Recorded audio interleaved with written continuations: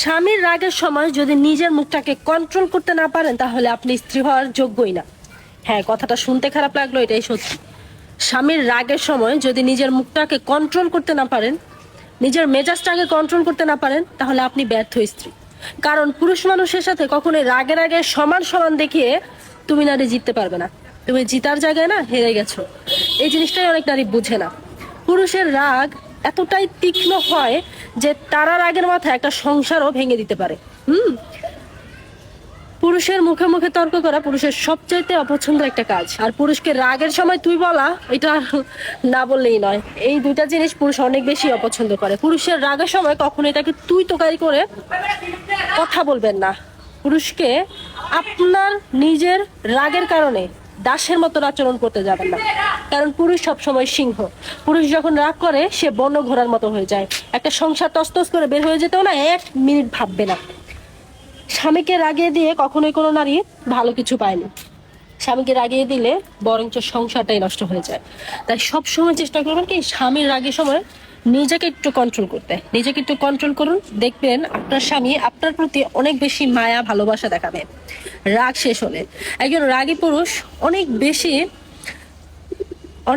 বেশি পরিমাণে কষ্ট পায় সে রাগের সময় যে কথাগুলো তার স্ত্রীকে বলে সেগুলো নিয়ে। এমন অনেক স্বামী আছে যারা রাগের সময় যে কথাগুলো বলে পরবর্তীতে সেই বিষয়গুলো চিন্তা করে নিজে নিজে একা একা কান্না করে স্ত্রীর আড়ালে। পুরুষ মানুষ রাগলে অনেক কিছুই বলে ফেলে, তাদের রাগ কন্ট্রোল করতে পারে না। আর এটা অনেক নারীরা বুঝে না। ওই কথাগুলোকে ধরে তারা এর চাইতেও বড় ঝগড়া লাগিয়ে দেয়। আবার অনেক সময় এমন আছে পুরুষ যখন শান্ত স্বভাবে থাকে, নারী অনেক কিছু বললেও একটা পুরুষ একটা উত্তরও দেয় না। এখন কথা হচ্ছে যে পুরুষের স্বভাবেরও 2-3টা রূপ থাকে। কিছু পুরুষ বদমেজাজি হয়, কিছু পুরুষ অল্পতে অনেক বেশি রেগে যায়, আবার কিছু পুরুষ এমনও আছে যারা স্ত্রীর চিল্লাচিল্লির ভয়ে বাসায় আসে না ঠিক মতো। এখন আপনি কোনটা হতে চান? আপনার স্বামী আপনাকে 2টা কথা বললো, বলার পরে সে নিজে নিজে কষ্ট পেলো, এতে কিন্তু আপনি ছোট হলেন না, ঠিক আছে?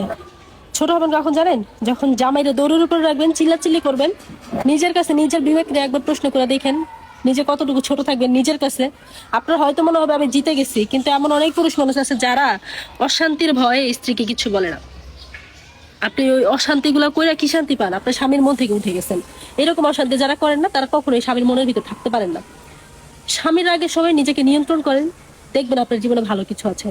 আপনার ওই স্বামী আপনাকে ছাড়া অন্য কোনো নারীর দিকে তাকাবে না, যদি আপনি আপনার রাগের সময় আপনার স্বামীর রাগের সময় নিজেকে কন্ট্রোল করতে পারেন।